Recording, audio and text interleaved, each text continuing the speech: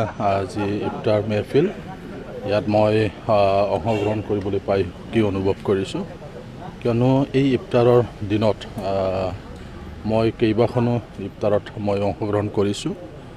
আমি সদায় বিচাৰোঁ শান্তি, আমি বিচাৰোঁ ইয়াত যাতে পাৰ্মানেণ্ট পিচ যেন আমাৰ বিটিআৰ অঞ্চলত আহে।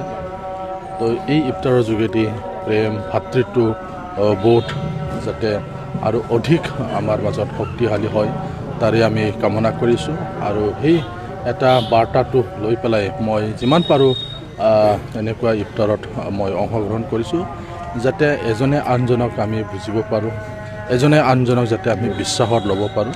কাৰণ বেয়া দিনবোৰ গ'ল, আমাৰ মাজত বহুতো তেনেকুৱা বেয়া দিন আহিছিলে, এই গোটেইবিলাক পাহৰি পেলাই আমি যিহেতু নতুনকৈ বিটিআৰক শান্তিৰ এটা স্থল হিচাপে আমি গঢ়িব বিচাৰিছোঁ, কোকৰাঝাৰটো শান্তিৰ মহানগৰ হিচাপে গঢ়ি তুলিব বিচাৰিছোঁ।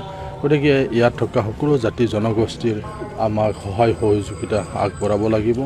এনেকুৱা কৰিলেহে আমি ভবাৰ নিচিনা, আমি বিচৰাৰ নিচিনা আমি শান্তিৰ মহানগৰ হিচাপে কোকৰাঝাৰটো গঢ়ি তুলিব পাৰিম।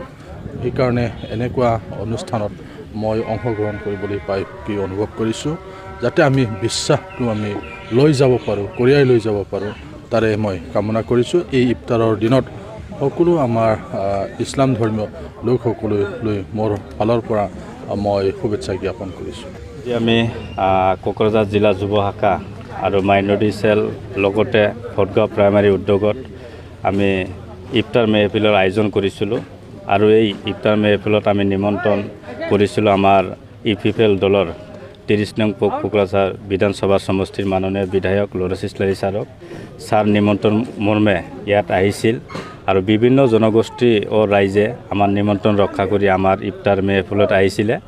গতিকে আমি সঁচাই সুখী, আৰু আমি সকলোৱে মিলি নেদেখাজনৰ ওচৰত আমি প্ৰাৰ্থনা জনাইছোঁ যাতে আমাৰ মাজত এনাজৰি বা মিলা প্ৰীতি যেটা এইটো কটকটীয়া হয়, আৰু যাতে আমি সকলোৱে মিলি এটা প্লেটফৰ্মত থাকি পেলাই আমাৰ বিটিআৰ তথা অসম লগতে ভাৰতবৰ্ষখন আমি শান্তিৰ এটা ভাৰতবৰ্ষ তথা বিটিআৰ আমি যাতে গঢ়িব পাৰোঁ, সেয়া আমি সকলোৱে মিলি নেদেখাজনৰ ওচৰত বা আল্লাহ বা ভগৱানৰ ওচৰত আমি দোৱা কৰিছোঁ, যাতে আমি সকলোৱে এটা প্লেটফৰ্মত আমি শান্তিৰ এটা পৰিৱেশেৰে আমি জীয়াই থাকিব পাৰোঁ।